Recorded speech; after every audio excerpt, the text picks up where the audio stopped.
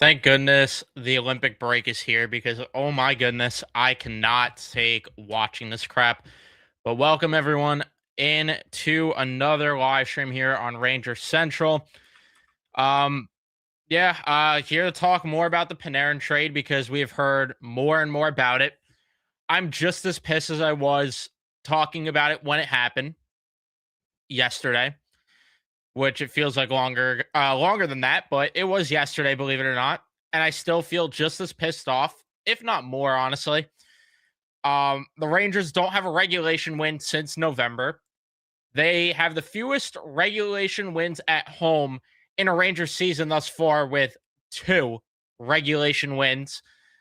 And I have to go out there, or I have to sit here and watch guys go out there like the Vincent Ioros of the world. And I have to watch Johnny Brodzinski playing over Brendan Othman. Again, not that I'm sitting here telling you I'm excited to watch Brendan Othman and I'm excited to watch Scott Morrow. But what I could tell you is that you have, again, the general manager lying. And this is the point that I've been making. You have the general manager saying stuff like, oh, we want to build around our young players and our core. And yeah, you put a waiver claim and Johnny Brodzinski in the lineup over two of your younger players. That screams to me that you are trying to prioritize your young players, but that's neither here nor there. At the end of the day, this team, the one thing that you could commend them for at the moment, at least, I don't want to speak too soon, is that they are tanking as good as you could imagine. I mean, they've been shut out 9 times. Like I said, they don't have a regulation win since November. They have two regulation wins at home on the entire season. So, as of right now, at least, and again, hopefully it continues this way, they are tanking as good as they possibly could. The bad news is, obviously, we've heard more about the McKenna story. I'm not even going to really get into that. We'll see what ends up happening with his draft availability, stock, whatever. Uh, the bad news is Chris Drury is still here. The bad news is he's probably going to be here for a bit. The even worse news is after seeing what he got for Artemi Panarin, it is a disaster that this is going to be the guy to orchestrate potentially a Braden Schneider deal and a Vincent Trocheck deal. And not that I value Braden Schneider anything great, but the problem is the league does. And if you don't get a good enough return for Braden Schneider, that is absolutely disgraceful. Vincent Trocheck, I could tell you right now, if they get less for Vincent Trocheck than they gave up for Andrew Kopp at the trade deadline as a rental, I am going to come on the stream and be a billion times more pissed than I was with the Panarin thing. And that says a lot considering how much the Panarin thing pissed me off.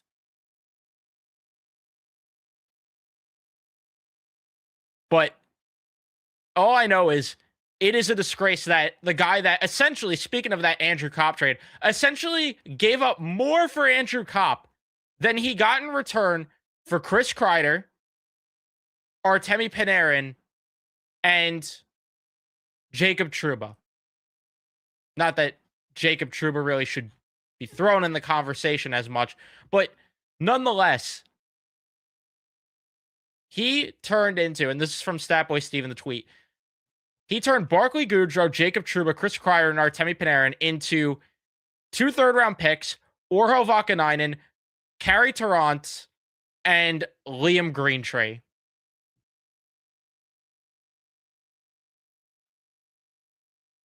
Sick. And this is the guy orchestrating the trade. The same guy that got Sammy Blais in a second for Pavel Buchnevich.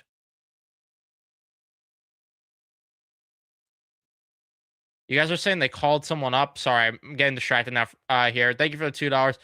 Called someone up from Bloomington. They called up. Who'd they call up? Hugo Olas? Are you guys saying they called up Hugo Olas?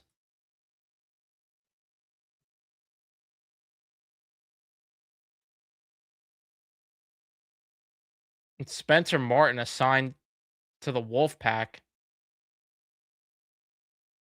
I don't know what that. Oh, you know what? That might be one of those paper moves. That might be to give Spencer Martin starts down in the AHL while the Olympic break is going on. And then Hugo Olas could just not play hockey, I guess. I don't know. That's what I'm guessing. I'm just guessing that they want to give Spencer Martin some starts down in Hartford, which makes some sense.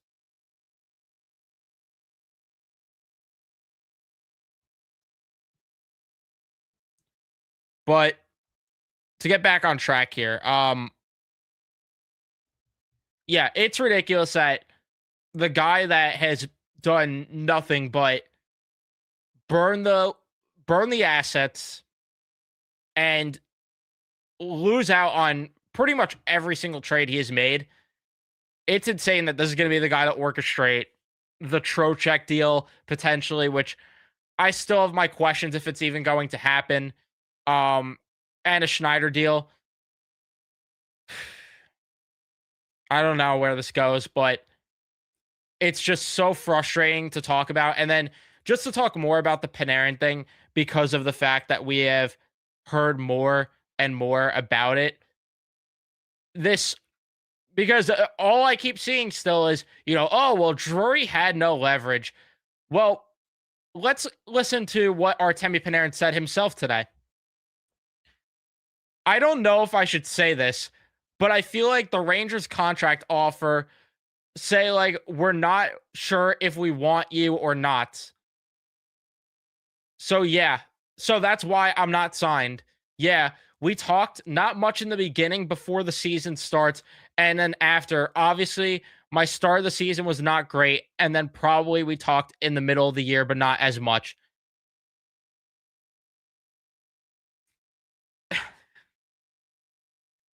I have no words.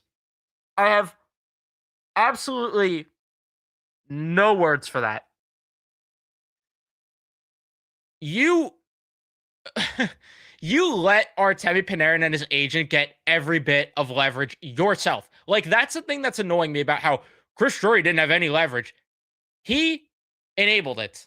And then you had the whole thing earlier about how he wanted to be Mr. Nice Guy and he he wanted to move Panarin by the roster freeze uh because of the fact that he didn't want to wait, what was the reason? Oh yeah, he didn't want to have a fight with another player and have to fix some reputation.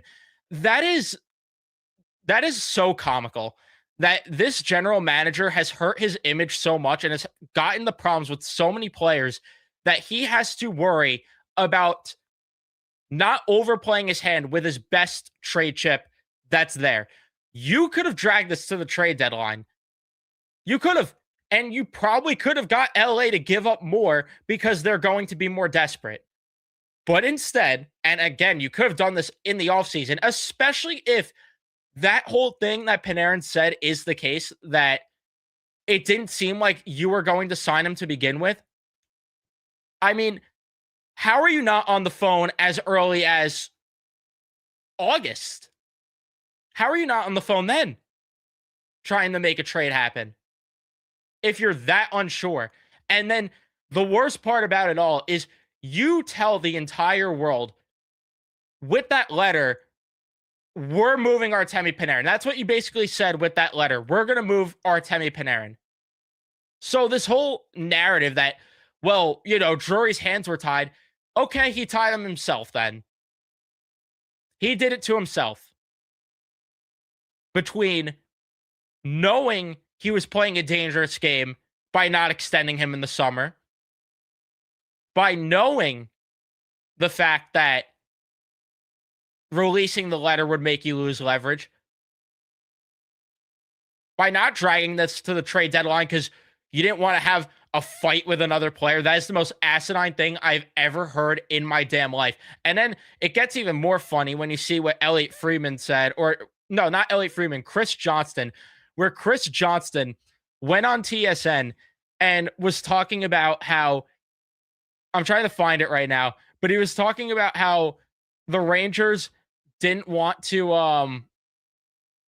yeah, here it is, that he said, remember, the Rangers have a number of players that they are going to be looking to move before the March 6th trade deadline. By getting this deal done now, they can move on to other trades when we get to the other side of the roster freeze. The general manager can't multitask. The general manager is so in his head that he can't multitask and get creative, which obviously this dates back years now with how I've talked about how he's one of the most uncreative general managers in the entire sport, if not the least creative general managers in the entire sport. Neither here nor there. But you couldn't multitask and see what was out there. I wonder why part of that could be. Maybe it's because of the fact that Drury is willingly choosing to have less members in the front office as well, instead of hiring a couple of guys by his side, a couple of AGMs, more pro scouts, more amateur scouts, working it for one of the top two most valued franchises in the NHL, and you don't maximize that resource of the financials to have a better staff by your side.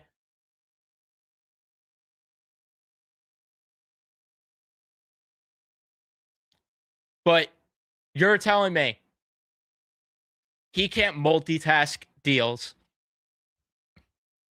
That is ridiculous. That's absolutely ridiculous.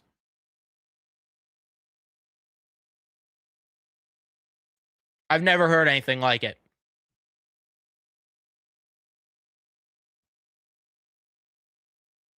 Never heard anything like this in my life.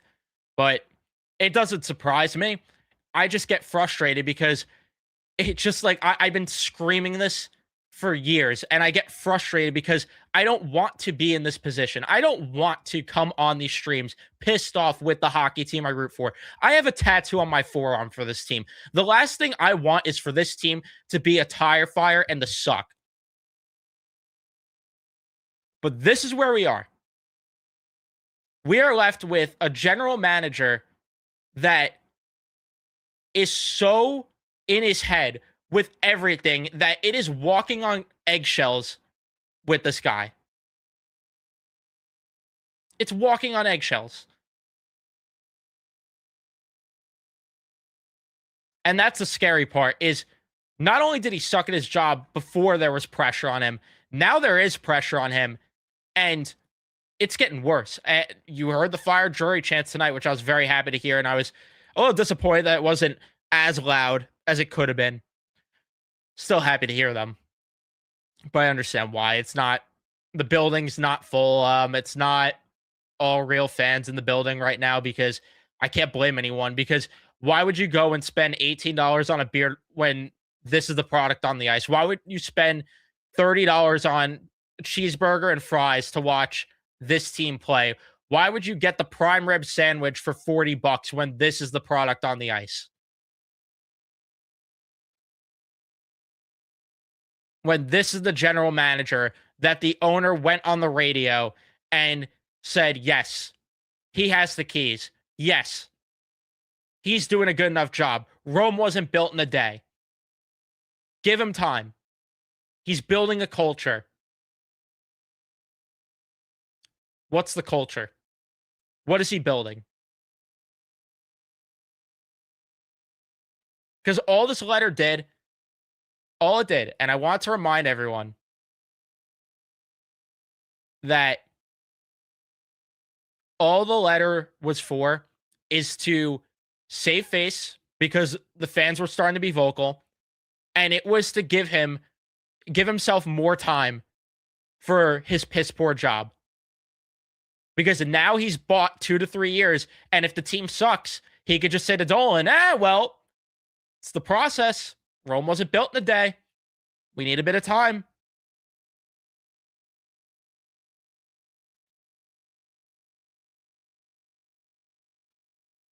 That's all this is.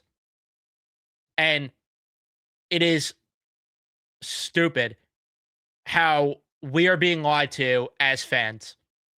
As much as you might hate Jeff Gordon, which I don't, I fall in the camp of I think it's stupid to blame Jeff Gordon personally because I can't blame a guy still for his incomplete work. You know what you got to appreciate, though, about that regime, at the very least, if you're a hater of the Jeff Gordon, John Davidson regime, you have to appreciate when they were transparent, they meant what they said. When they said they were going to tear things down and rebuild, they meant it. They wouldn't run away from the camera. Chris Drury had his media availability yesterday. It's yet to be posted on the Rangers YouTube account and probably never will because he has to hide behind closed doors to be answering questions because he doesn't want anything out there that was any of the tough questions out there that he was asked. So they're not even going to post it. You could appreciate, I vividly remember when the Brady Shea trade happened, Jeff Gordon and John Davidson had it aired on MSG Networks, and I vividly remember watching it, them talking about it. They did it all the time. They weren't scared of the media. This regime, this general manager, is always hiding. Only will face the media behind closed doors.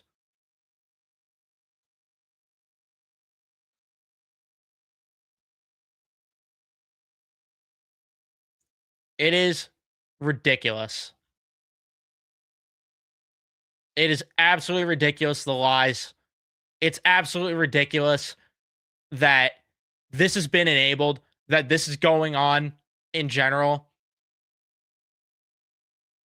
And it's disgusting, truly. And then you also have Jacob Trouba the other night after one of the games. I can't believe I forgot to even bring this up. How he's doing in his he's saying in his post game interviews how it's the happiest he's been playing hockey and this and that.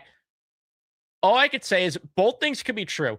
Jacob Trouba was a dog shit captain. I am not going to sit here and say Jacob Trouba was a great captain, good captain, any of it. You guys know how I feel about him. Him, JT Miller, and Chris Drury, unironically, are arguably the three worst captains in franchise history.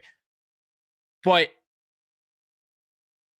it speaks volumes about what Chris Drury has created and what he enabled. And that's why we're in this mess. That's why you're in the mess where you're settling for Liam Greentree and a third-round pick for Artemi Panarin. It's all a domino effect, whether you like it or not. But for some reason, people are looking at this, and I can't understand why. There are people that are so narrow-minded about this, and they're just looking at this in a vacuum and saying, oh, well, Ranger fans just don't understand how a no-trade clause / no-move clause works. We do. Because I heard Claude Giroux, the entire world knew he wanted to be in Florida only. And I saw the Flyers get a first-round pick, young roster player Noah Tippett, and a mid-round pick. Marty St. Louis only wanted to be a Ranger. Gets a first, a second, Ryan Callahan. Ended up being 2 firsts because of the conditions. JT Miller only wants to be a Ranger last year. Gets a young roster player. And yes, I understand the injury issues with Filipino. But you get a young roster player, a first-round pick, and a C-level prospect. Even if you want to bring RFAs into the equation, which I think is a little more apples to oranges, but you could say, the Jacob Trouba thing where he only wanted to be in New York or Detroit, gets a first, Neil Pionk, and I might be forgetting another piece in there. Might have been a mid-round pick, or maybe it was just Pionk and a first. But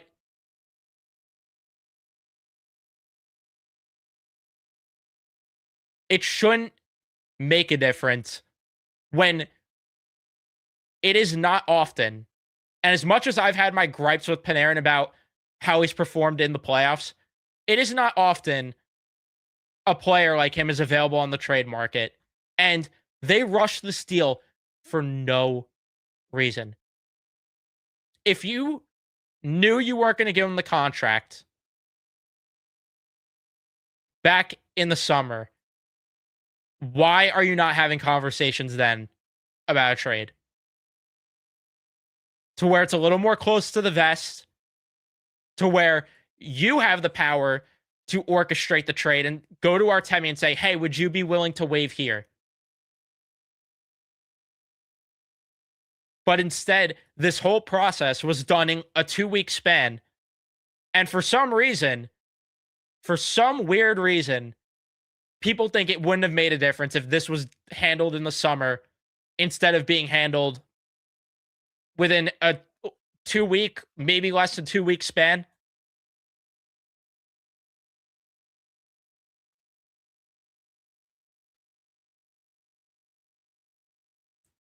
It is ridiculous.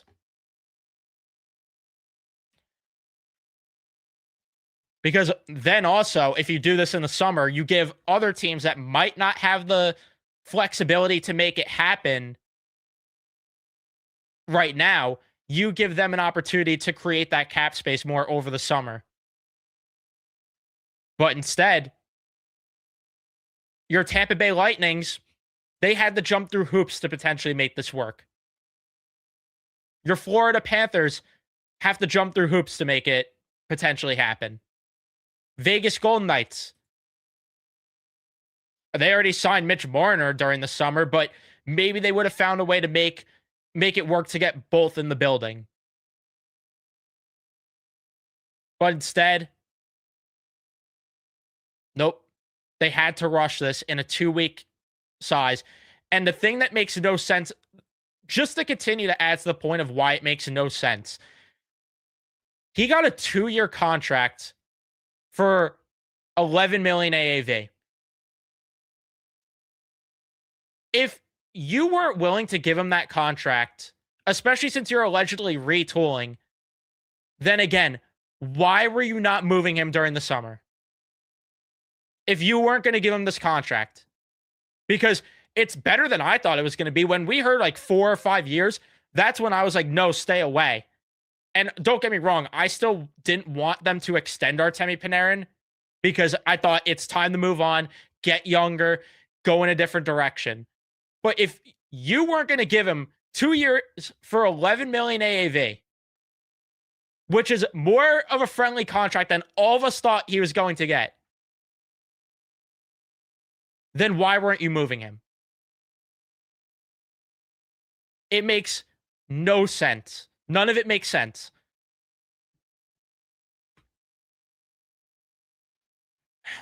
Nonetheless, I've rambled for almost 30 minutes here, and I apologize that I've not got to the chat at all. If you have any comments you put in before, retype them, because to be honest, it would take me forever to catch up on the chat here. But all I know is it's really insane the way this general manager operates. It's laughable. I mean, this is also a point that Matt and I made, that after you lost to Florida, you should have retooled. And that's part of the other reason I blame Drury, is how do you not retool this roster when you lose to Florida?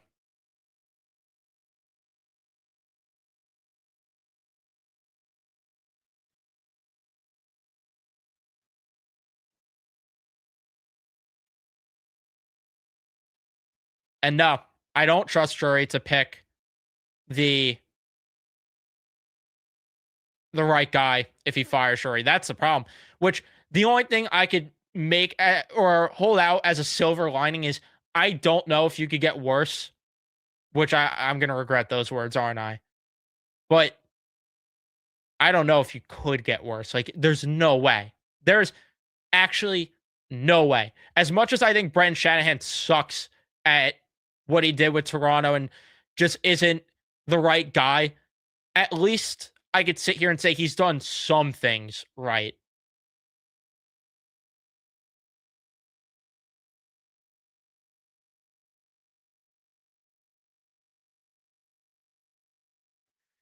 If Jonathan Quick's here beyond the trade deadline. True. I mean, they could hire Mark Messier. Like that, sure. And I know I'm about to get shit from every Ranger fan that's above 50 years old, but it's the truth. It is the truth.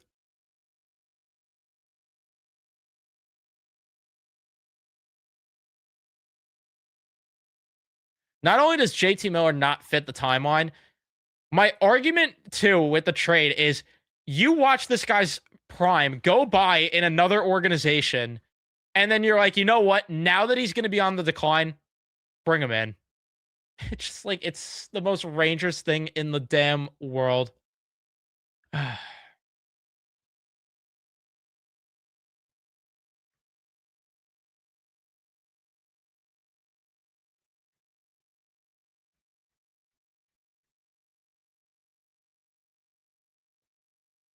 No, I'm not gonna get behind this narrative that Panarin is to blame. Uh, I can't get behind that. I can't get behind that because why should I? Why should I? Chris Drury fucked up this entire thing. Chris Drury gets bitched around by the players.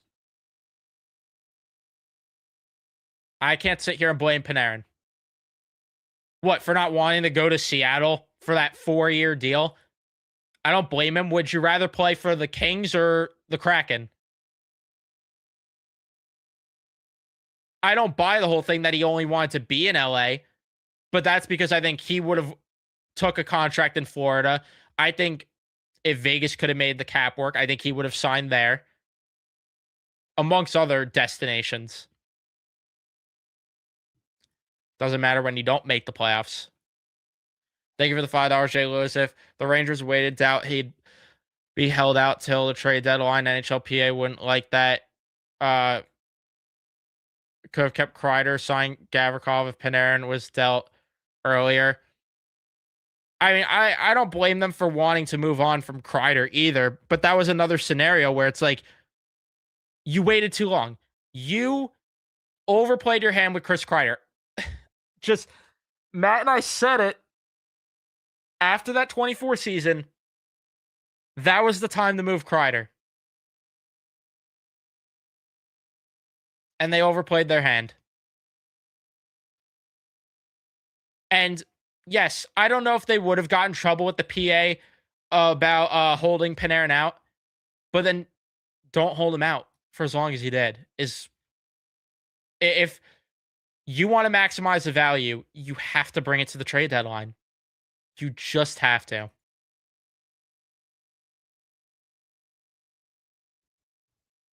You know,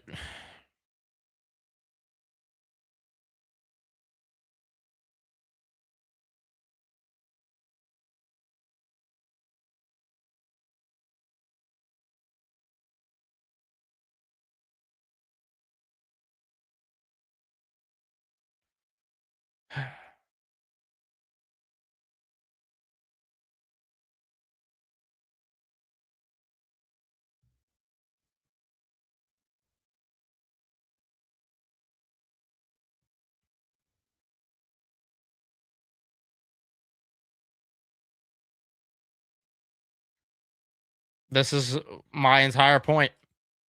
It's the entire point that this team's fucked. Like they. That's why I can't even get excited about Green Tree. I can't. It's why I can't get excited about anything until this thing is like down to the studs from the general manager down. And obviously, we all wish ownership would change. It's not going to happen. It's not. But at the very least, there could be a start by firing this general manager. Obviously, you got to bring in someone that's competent to replace him.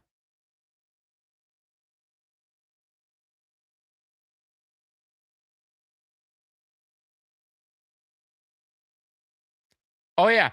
Here's another thing I forgot to bring up. The tweet that I saw earlier about the Hartford Wolfpack situation. Let me pull that one up on stream. Just to paint into the light more how bad it is. From Andrew Chelney. Here you go, everyone.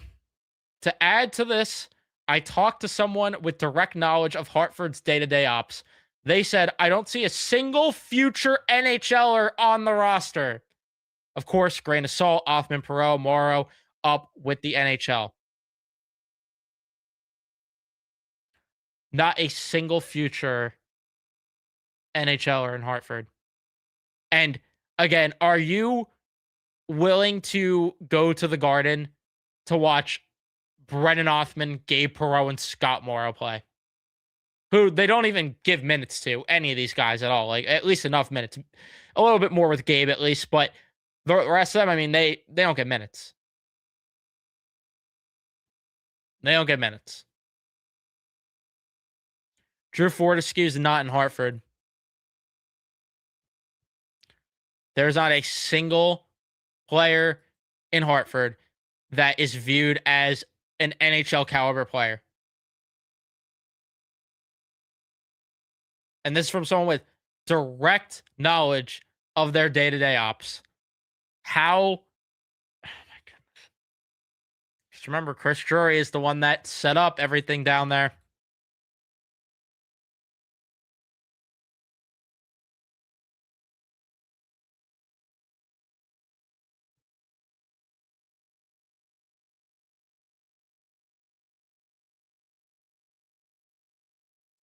I haven't seen anything about this. I would believe it though.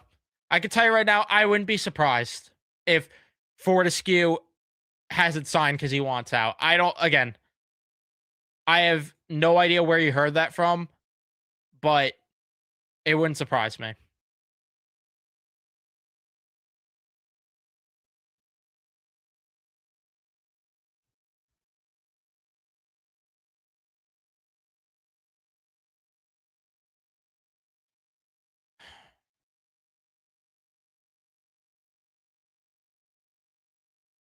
No idea.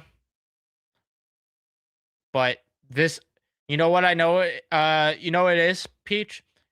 It's the fairy tale that Drury wants you to believe that the smart fans are not going to buy into. The smart fans know this is a fable.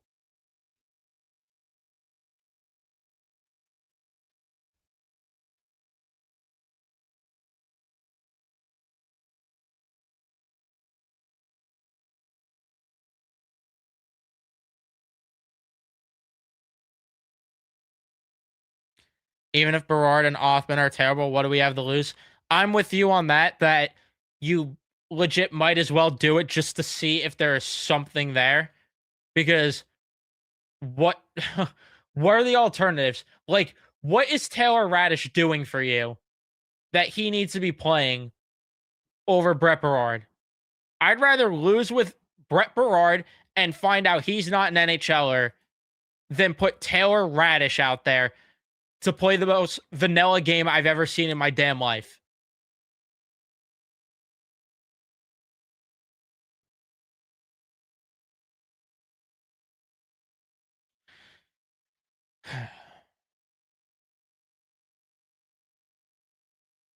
Trotz would be a disaster. Trotz is not a good GM.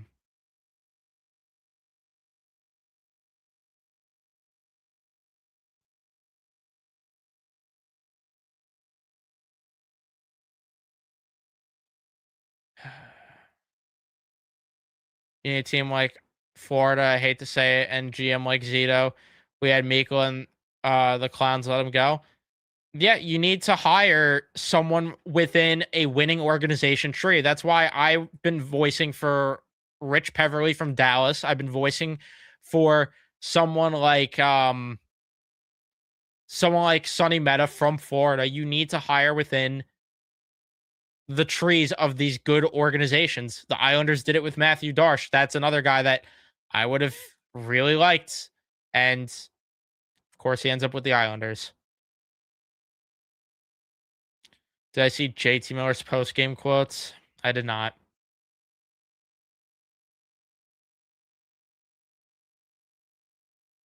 Thanks for the lies, Mr. Fairy Tales. Yeah, exactly. That quote from SpongeBob, you might as well just use that.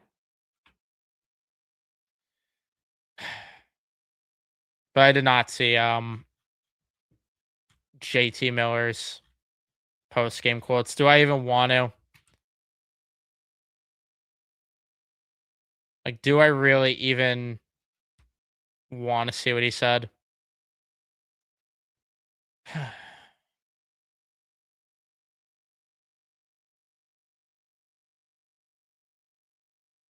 Thank you for the $2, Jay Lewis. Why would anyone want to work for James Dolan is the issue? I have no rebuttal to that. I have no rebuttal. He's stuttering and crying in his post game. Good. Good. You should be ashamed. You should be ashamed. Trocheck, it looked like he was about to break down during that first intermission interview. But good. You guys should be ashamed.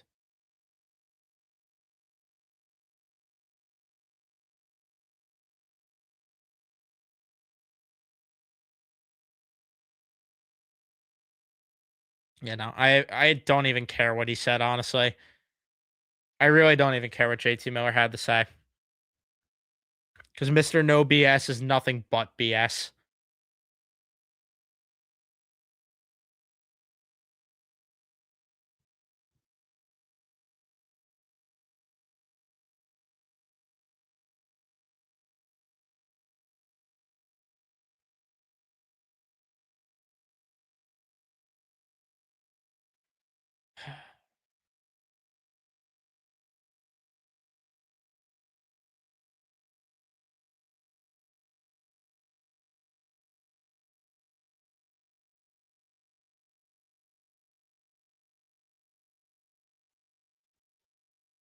The captain of the worst team in the league is a glue guy for Team USA. Good lord. Yeah.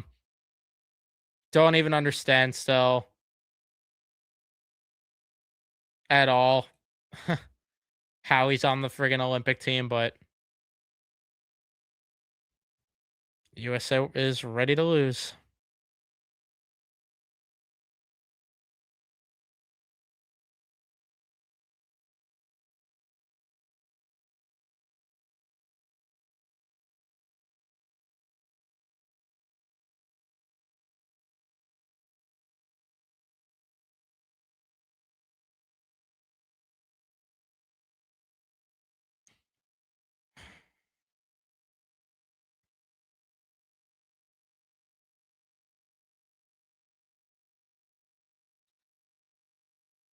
How is Iorio? I honestly I didn't think he was anything good. I didn't think he was anything bad. He was whatever, but I'm going to be honest with you.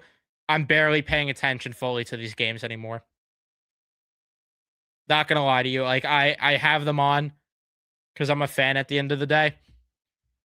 But I yeah.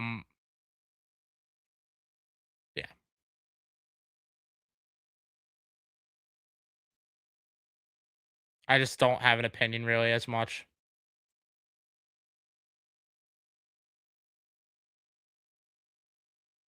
And yeah, true. The players are, but the problem is that Drury's the one that enabled it and started it. So it stems with him because as much as the players did this by quitting on Gallant in 2023, once Drury enabled it and fired the coach instead of getting rid of the players, that was the mistake.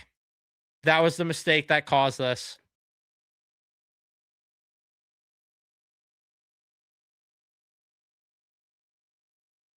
But here we are. Here we are. He let the players get their way with Gerard Gallant being fired, and that enabled the players to think they run the show. Obviously, Drury's poor GMing dates beyond that. It dates back to the Buchnevich trade itself, but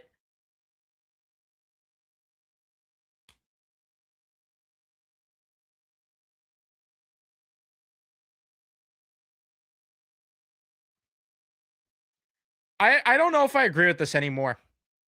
I don't know if I agree with the fact that Gallant needed to go because look at what these players have done ever since. All they do is quit on coaches nonstop and are a death sentence for coaches. Maybe Gallant had a point at certain times with being critical on certain players and benching certain guys at certain points. Maybe he had a point, but the players couldn't handle it.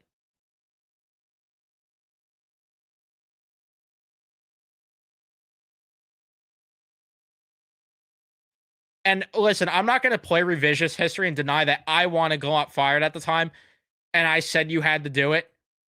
But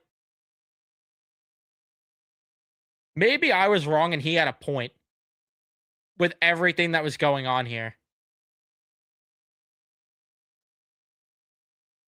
Because he called out the foul stench from the locker room. He told us. He told us when he said, talent doesn't mean a damn thing in this league if you don't play the right way.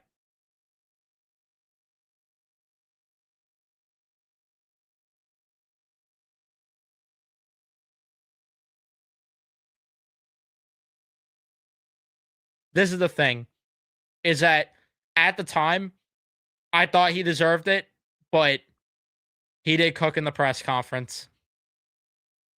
And I'll play it once again for you guys because I have the video saved. Just to remind everyone that Gallant called this bullshit out. Feel like a missed opportunity, but when you look at the talent that you have in your room, does it just intensify Well, that talent feeling? doesn't mean a thing.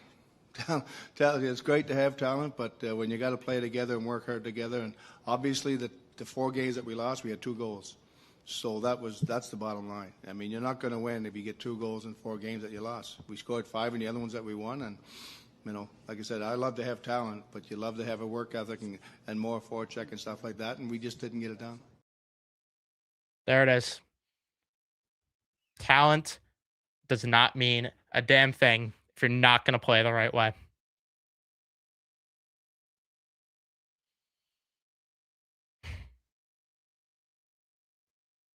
That's why I'm so beyond the whole blame the coaches thing. So beyond it.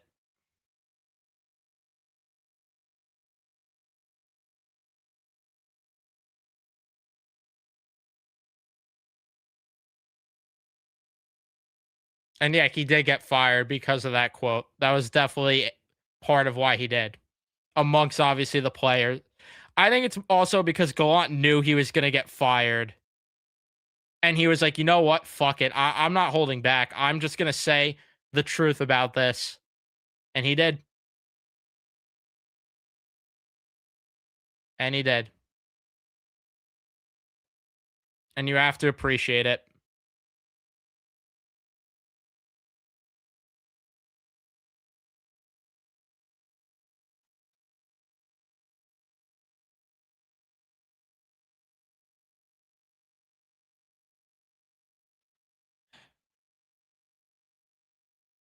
Just give me 1 second to everyone in the chat. I apologize.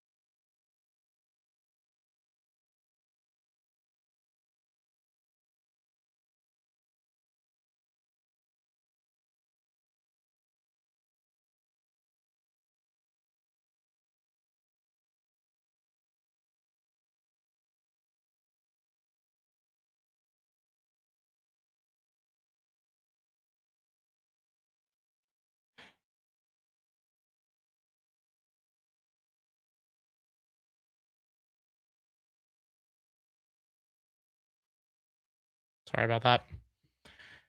Anyway, guys, let me see. I'm not gonna be live for too much longer. Just wanted to hop on for a few minutes though. Just to rant a little bit. Voice my frustration once again about this trade. And where this team is.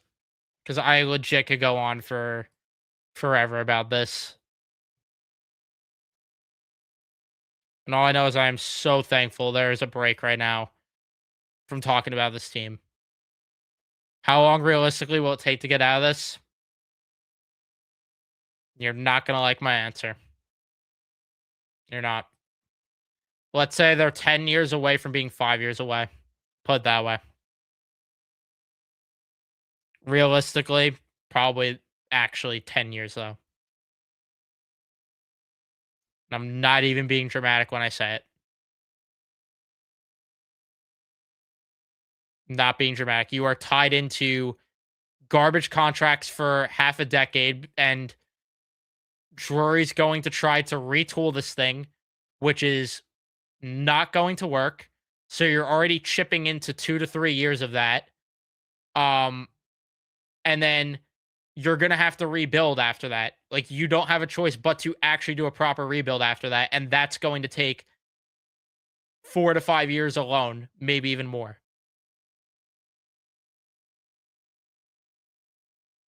I'm telling you, this is the Dark Ages 2.0, unless the only thing that could change it, the trajectory, is if the Rangers, because they are so bad, which the problem is once Igor's healthy, I don't know what's going to happen, and I'm scared they might tread water a little bit more, which is part of why I did not want to extend this goaltender, because you are going to be in more games and rack up more points and potentially be higher in the standings than you need to be a lottery team. But nonetheless, unless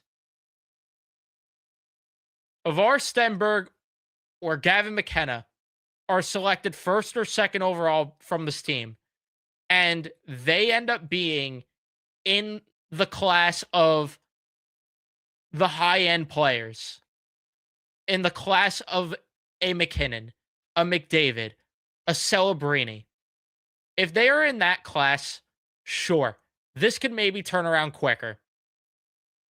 But am I going to sit here and lie to myself and think that's going to happen after what we just saw with Lafreniere, after what we just saw with Kakko, and after not only that, but also I just, again, I don't view Stenberg or McKenna in that light. I view them as guys that could be really good hockey players. I don't view them as franchise-altering players like a McDavid, like a McKinnon, like a Makar, like a Draisaitl.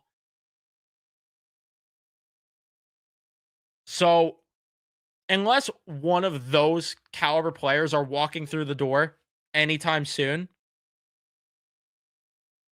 then no. No. I don't think things are actually going to change for a very, very long time. And I think it's the Dark Ages 2.0. I genuinely believe that as well, because again, Igor's going to keep them away from the very bottom of the standings. And that's the part that's frustrating. Yeah, a Sidney Crosby. If you're getting a Sidney Crosby, like those kind of talents, you need one of those to even have a chance of turning this around quicker.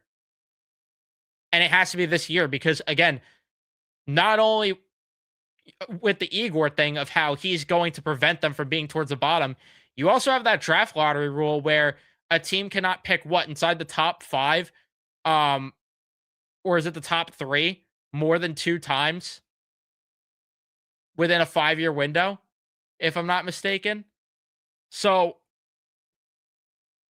you have to realistically find that talent in this year's draft, potentially.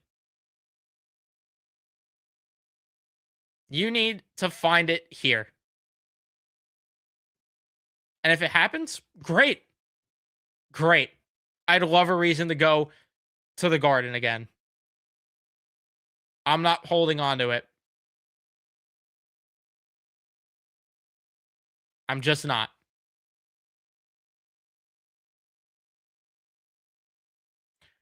The problem is, I don't trust the Rangers to even find a Cole Caulfield. Nonetheless, find a Sidney Crosby. Finding a Cole Caulfield would be a miracle for this franchise. That's the sad part. Thank you for the $2. Won't turn around unless Glass and Ortmeyer are fired. I mean, that's also part of it. Those guys need to go. But this franchise can't even... the fact that Chris Kreider, to put it into perspective, Chris Kreider is considered a franchise great, should tell you all you need to know.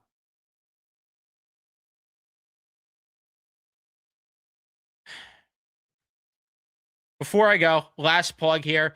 Tomorrow, I will link it in the chat. Me, Matt, Joey D, all will be live on Ice Cold Takes tomorrow.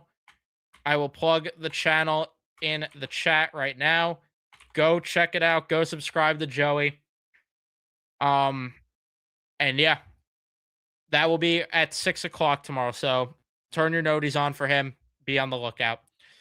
Thank you, everyone, though, for tuning in and watching. Leave a like if you enjoyed. Subscribe. Turn on your notifications. I'll see you guys in the next one.